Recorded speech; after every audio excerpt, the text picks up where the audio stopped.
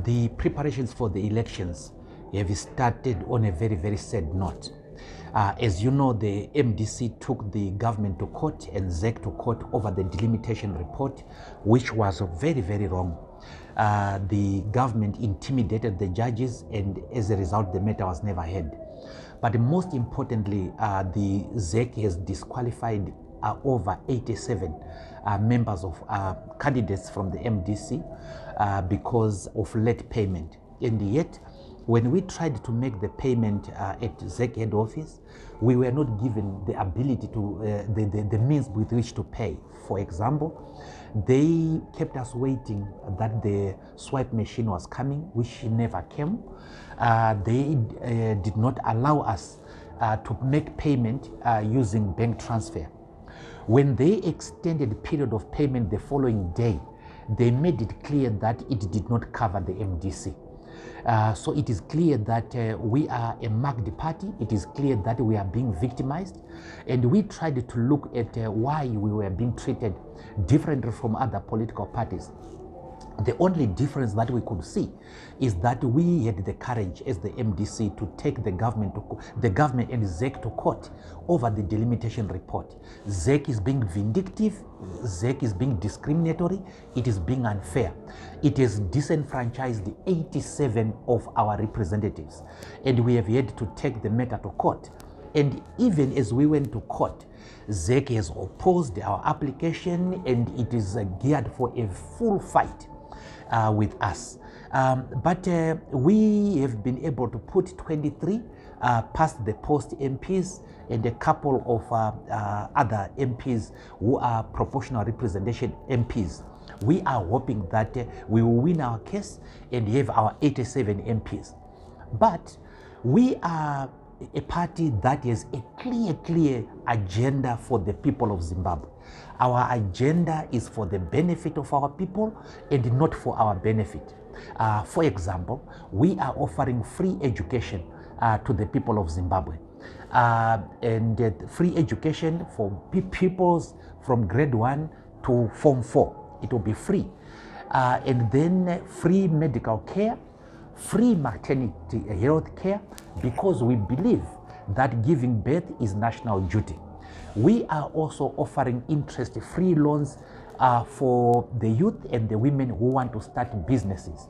And we offer complete subsidization of agricultural inputs. Of course, we are going to be fighting for the recalibration of the pensions. Most of the people who are getting pensions are getting next to nothing. 50,000 RTGS, 28,000 RTGS, and this includes the war veterans. And we have good news for those people. The people who took people's pensions are here in Zimbabwe. Old Mutual is here. It constructed buildings or bought some buildings, and therefore the money never depreciated. And they are renting out those buildings using US dollars, and yet they are paying pensions using RTGS, and that is unacceptable. Of course, as the MDC, we are worried about the level of corruption at the highest level in this country. The families, individual families, are milking the mineral wealth of our country, and we cannot accept that. And therefore, although we are fighting this election with our other hand tied down, we urge the people of Zimbabwe to vote for the MDC, to shame these people who are entering into political deals in order to shortchange the people of Zimbabwe. We do not understand when some opposition parties clearly support what the government is doing to us.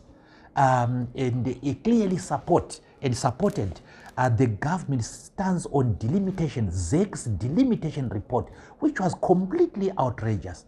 We do not understand why other political parties will do that. But what is clear, what has been answered by the way the MDC has been treated by the government, by the ZEC, is the answer on who is colluding with this government. The people who are colluding with this government are now very, very clear. In fact,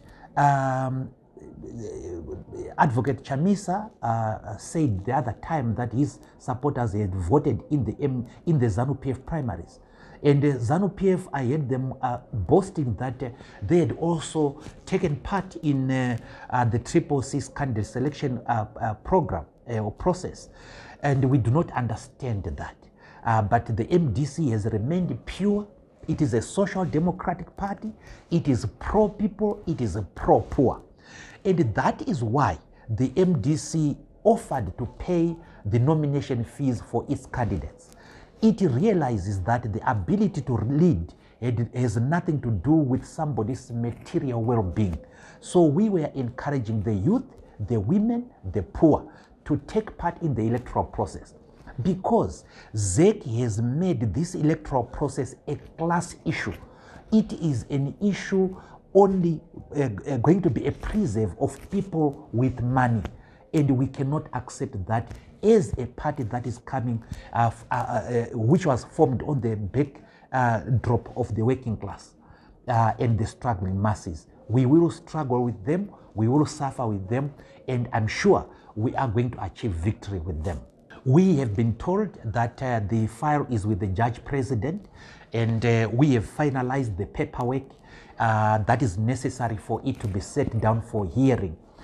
It has to be heard within 5 days from Monday, so it has to be heard by Saturday, this Saturday, and we hope that we are going to get justice this time.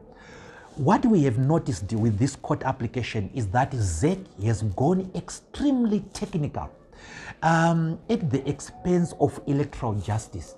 The ZEC and the courts are doing this country a disservice by clinging to technicalities at the expense of electoral justice, substantive justice. So you hear such things as, oh, locus standi, the number of days, this technicality and that technicality. That ought not to be when you are dealing with election matters. Election matters are people matters which must be decided on the merits. For example, other political parties were allowed to pay their nomination fees on the 22nd. The MDC was not allowed to pay on the 21st. And other political parties were even allowed to field the candidates the following day. But this favor was not extended to the MDC. There is clear discriminatory.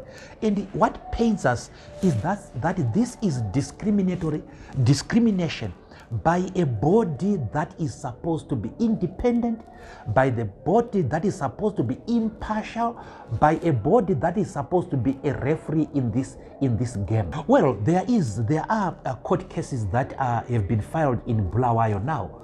I think some residents in Bulawayo have taken the CCC to court. We are not part of that application ourselves. But reading from the documents that we saw, it appears that some people were allowed to field candidates on the 22nd. Now, the position of the MDC is not that the CCC candidates must be disqualified. No, we make no such case. We are saying we should also be allowed to field our candidates, to pay our fees within time. In fact, the MDC candidates submitted their papers on time. They were processed late, but on the 22nd. And what was left was for payment to be made. We offered to pay by bank transfer. We offered to swipe. We were told that the swipe machine was coming, but it never came. Now the ZEC is now saying that the ZEC head office is not a nomination court. We shouldn't have paid there. But we went there and paid there, and they accepted our money. And this is not the first time that we have done it. The MDC makes central payments. And for accountability, we only pay when we are advised that our candidate has succeeded. And our candidates were processed as late as 7 p.m., 8 p.m., 9 p.m. And yet ZEC refused to take our money on the basis that the banks were closed. And yet they are the ones who processed the papers after the banks were closed. We filed our papers before 4 p.m. on that day, But what is important is that there is a scandal in this country that is happening.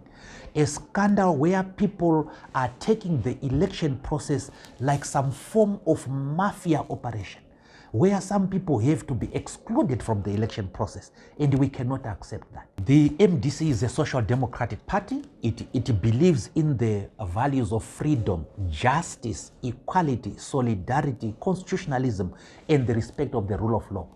It has remained true to those values. That is why we wanted to extend the franchise, the ability to represent people to the poor. The poor are the majority in this country, and therefore their representatives must sit in that parliament. After all, the people who are poor in this country are not necessarily illiterate. They are very intelligent people. Some of them are graduates, but they are victims of a very vile economic system that we are in and that they find themselves in.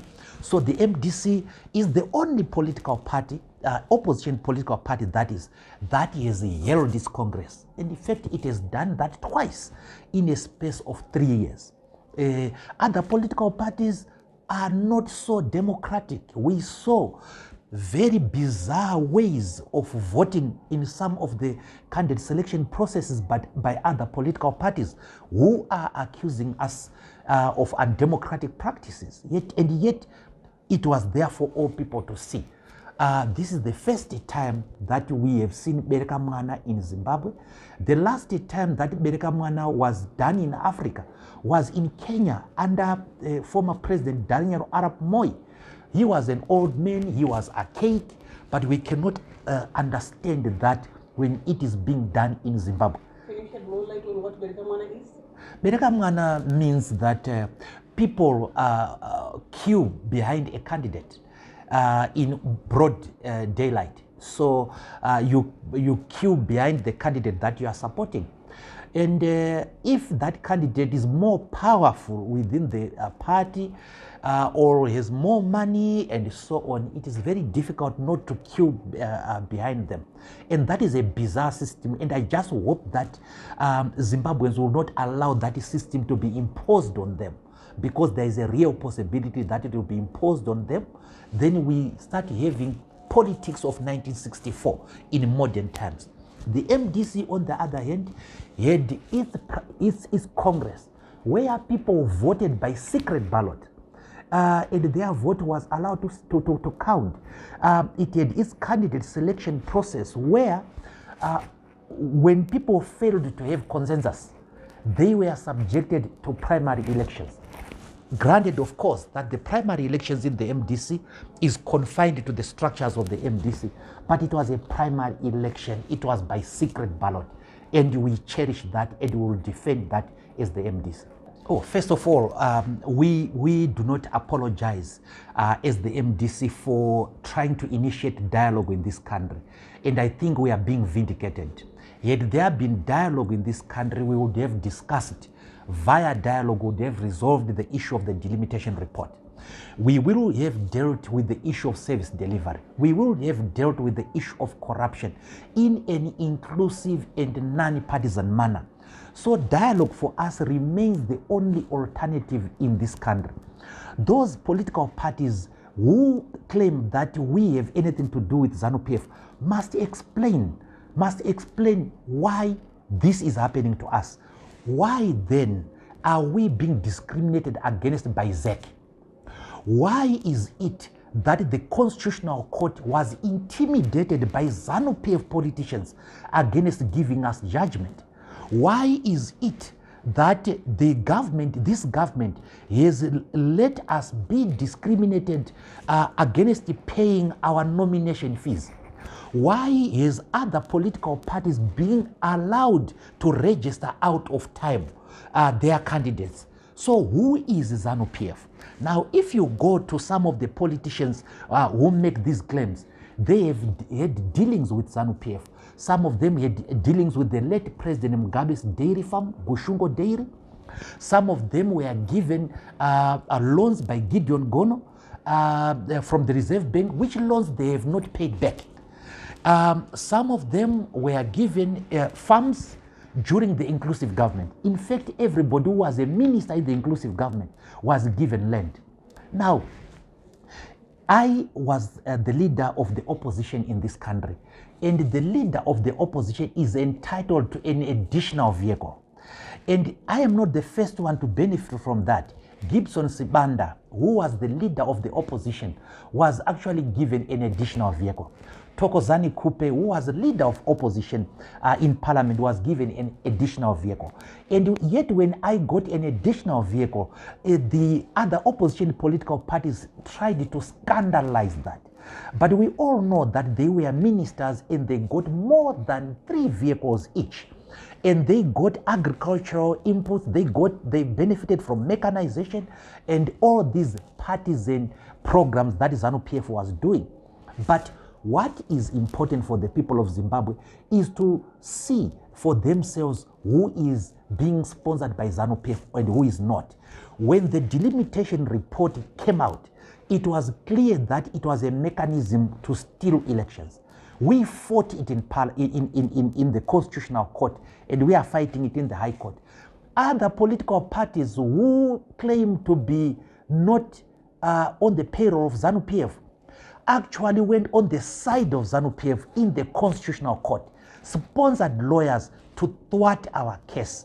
They even went to the press to try to portray us as the people who were trying to extend President Mnangagwa's term of office. Yet President Mnangagwa was not interested in postponing elections at all. Yet President Mnangagwa stands to benefit from an opaque election that we are now going to have. The Nigerians have a saying that if a hyena wants to eat its young ones, it starts by accusing them of smelling like goats. These are people who have failed to substantively and on merit defeat the MDC. The MDC was supposed to be buried first by people who refused that it should go to Congress after the death of our president. Second, by the same people who tried to burn people in the heart in Buhera.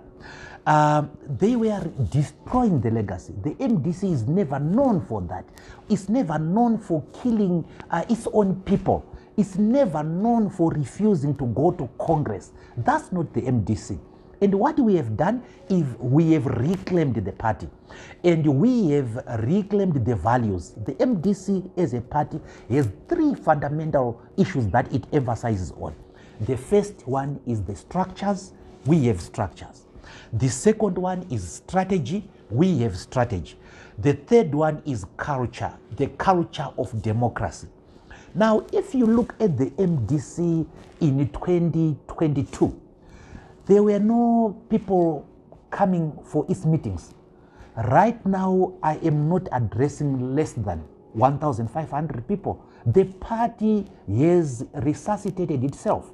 This is the party against whom 87 people are being denied to be candidates. It can't be a small party. It can't be a party of no consequence. The reason why we are being treated in this way is that those who are in power understand the power that we do have. They understand that we should never be given a chance.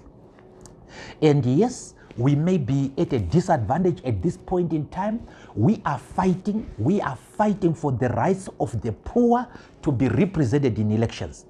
And that is the typical, the locus classicus example of being MDC.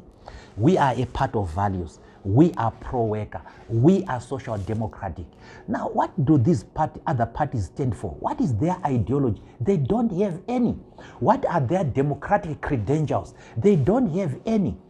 How are some of their leaders in those positions?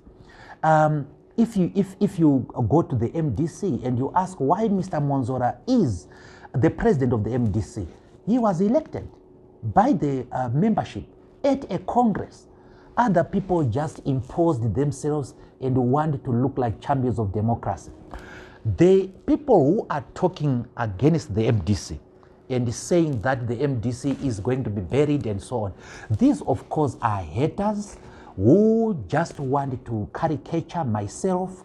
They have failed to deal with me in the battlefield. They have failed to outclass me politically.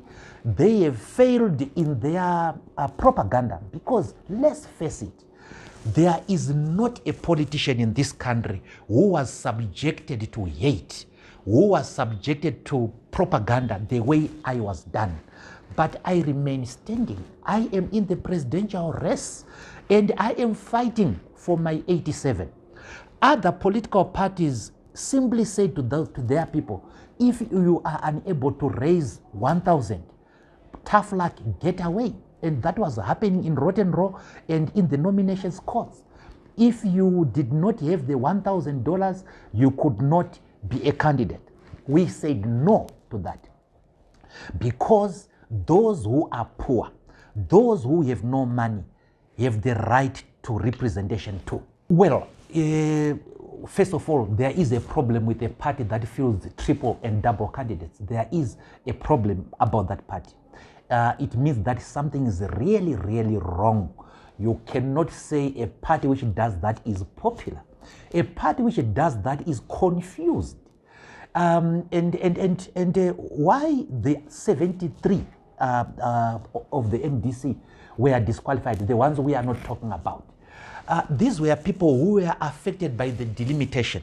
And how some of them were affected is that when they went for nomination, some of them were nominated by people who are now in the wrong constituencies. For example, what used to be Nyanga North may now be in Nyanga South. And people went and received nominations from there, only to be told that they had been nominated by the wrong people. Those people were no longer in their constituencies. We are not arguing about those. We are arguing about people who qualified on the 21st and were not allowed to be candidates. The party you have talked about benefited from an extension on the 22nd. So if we had been allowed to field candidates on the 22nd as well, we would have substituted our 73 with other people, and we would have been able to put the 87. But at any rate, the MDC in 2018 did not have more than 87 members of parliament. So we also looked at focusing our campaign on the constituencies that we would be able to win. And that is why jointly our opponents in this election, one opponent, which is ZanuPF, engineered what we are going through ZEC, of course. Other political parties, opposition political parties, are salivating, they are happy, they are gleeful that we have not been able to contest. Why are they doing that? Because we are a force to contend with. But at any rate, we have 24 who are in the field right now, and we have a presidential candidate. And the game is on. We have Zimbabweans now seeing the truth of who is playing games with them. And certainly it's not Mr. Mwonzora. Is nothing that is impossible, madam. And I think the MDC is being taken for granted too much. And the reason for that is that it has been a victim of great propaganda against it. That's number one. Number two, it did not do well in 2022. But people don't know that people who have succeeded in life, be it in business and so on, have at one time failed. They have at one time stumbled.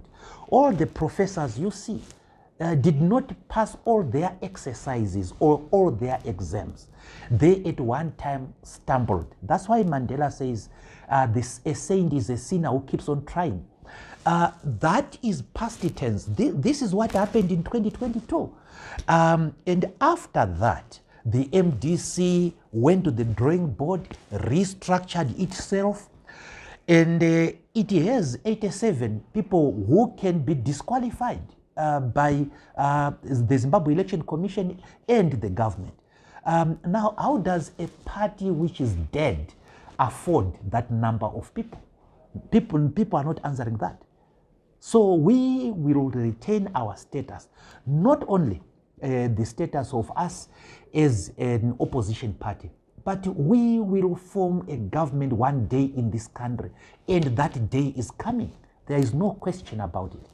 The MDC is alive and kicking. And what has just happened, what you have just seen is a minor setback. That must happen to a party that is going to rule. The odds are stacked against us. We are a party that is fighting.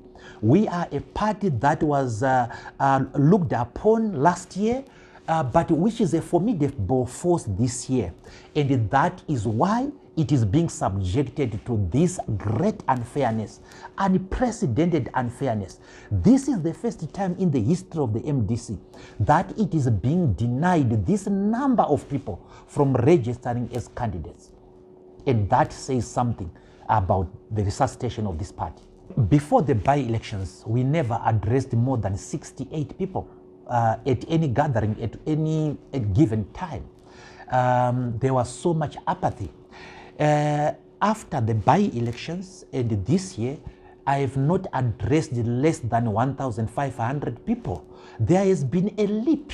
The people have seen through the lies. The people have begun to understand who their Douglas Mwonzora is. A guy who is well-meaning, a guy with Zimbabwe at heart, a guy who preaches, who practices what he preaches. I am one of the authors of the Constitution of this country. And in that Constitution, we have a Bill of Rights. One of them is the right to vote and being voted for. I am going down defending that right, defending the Bill of Rights. And maybe this is high time that Zimbabwe puts in State House somebody who understands something about the Constitution and the rights of our people. And that person is none other than myself among the current contestants for presidency.